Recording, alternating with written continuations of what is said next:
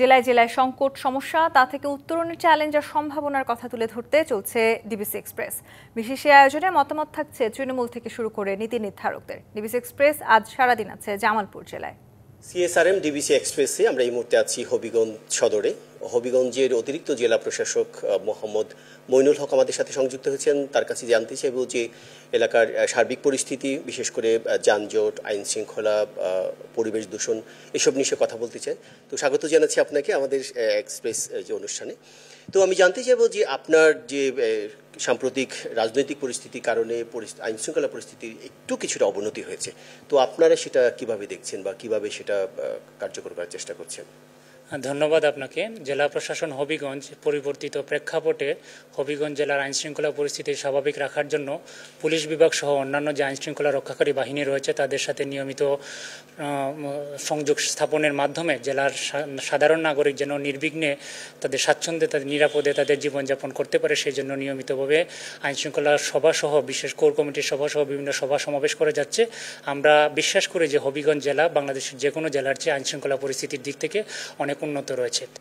Colour expert, George sap এবং mild on hands technology সমৃদ্ধ Orix crystal wash আপনার তো আমরা তাদের সাথে কথা বলেছি। তারা বলছে যে আসলে তাদের যে পরিমাণ উপার্জন করছেন তাতে করে তাদের সংসার চালানোই কষ্ট হয়ে যায়, যেখানে স্বাস্থ্য সেবা, বাচ্চাদের পড়াশোনা খুব একটা হয়ে উঠছে না। এ ব্যাপারে তাদের জন্য নতুন করে কিছু ভাববেন কি আপনারা?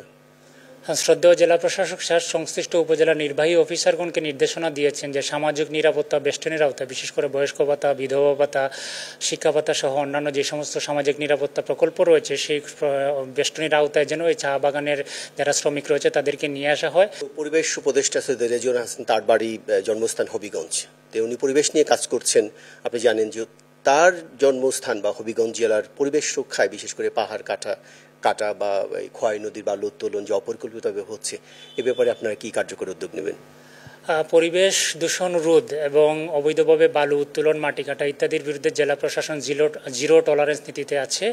আপনারা জানেন যে নিয়মিতভাবে মোবাইল কোর্ট পরিচালনা করা হচ্ছে। যারা অবৈধভাবে বালু উত্তোলন করে, যারা অবৈধভাবে মাটি কাটে এবং যে সমস্ত কোম্পানিগুলা বা কারখানাগুলা পরিবেশ দূষণ করে, সেই সমস্ত কোম্পানিগুলোর বিরুদ্ধে, সেই সমস্ত দুষ্কৃতিকারীদের বিরুদ্ধে নিয়মিতভাবে মোবাইল কোর্ট পরিচালনা করা হয়, নিয়মিত টাস্ক ফোর্সের অভিযান পরিচালনা করা হয়। আপনাকে অনেক ধন্যবাদ আমাদের সাথে সংযুক্ত হওয়ার জন্য। CSRM DBC express. আগামীকালকে আমরা যাব মৌলভীবাজার জেলায়, সেখানকার সাধারণ মানুষের কী কী সমস্যা আছে এবং সেই সমস্যা সমাধানে কর্তৃপক্ষর চ্যালেঞ্জ কীভাবে মোকাবেলা করবে সে ব্যাপারে আপনাদের সামনে তুলে ধরবো। ততক্ষণ আমাদের সাথেই থাকুন।